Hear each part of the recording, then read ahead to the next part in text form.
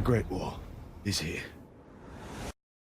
Game of Thrones John Bradley, killing some now would be ultimate cruelty. Samuel Tarly went from loyal sidekick to leading man last season on Game of Thrones, but that evolution won't necessarily keep him safe in the episodes to come. In fact, his more prominent role might actually make him an even bigger target for the show's Grim Reaper.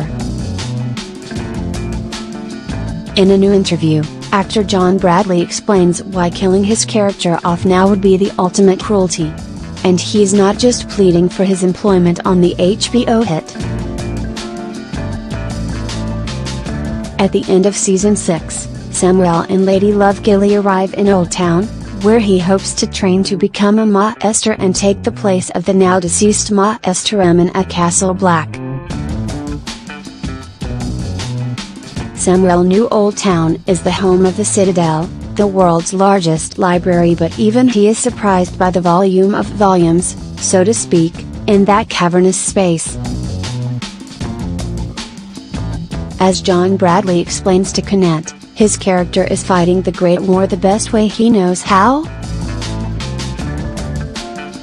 At the end of Season 6, when he appeals to Jon, when he says, "I want to go to the Citadel," it's because he thinks that's the place where his certain set of skills will be put to best use. That's where I'm not going to be dead weight, like I would be physically on the battlefield.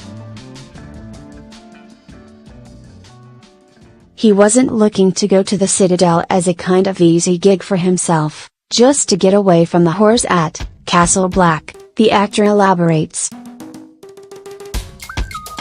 He wants to fight the same battle as everybody else, but he wants to fight it in his own unique way. He knows he's the only person who can fulfill the role that he wants to fulfill. He knows that Jon couldn't do that. Sam knows what he's good at. Now Sam has a purpose, Jon says, and a new sense of self-awareness. What has Sam gained in terms of personal development over the course of the seasons? Jon muses. He's stripped off layers and layers of himself until he is left with a very brave soul and somebody who is very capable, somebody who's capable of love and bravery and impulse. It's like the old thing about the sculptor knocks away everything that's not the statue.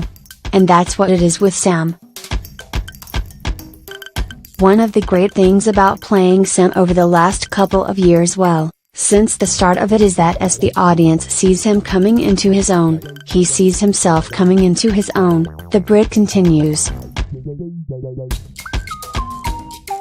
As he discovers himself in the show, the audience is discovering exactly what's in his beating heart as well at the same time. Of course, Jon is all too aware that his days on the show could be numbered. Death has come to many Thrones characters, regardless of their noble plans and heroic quests.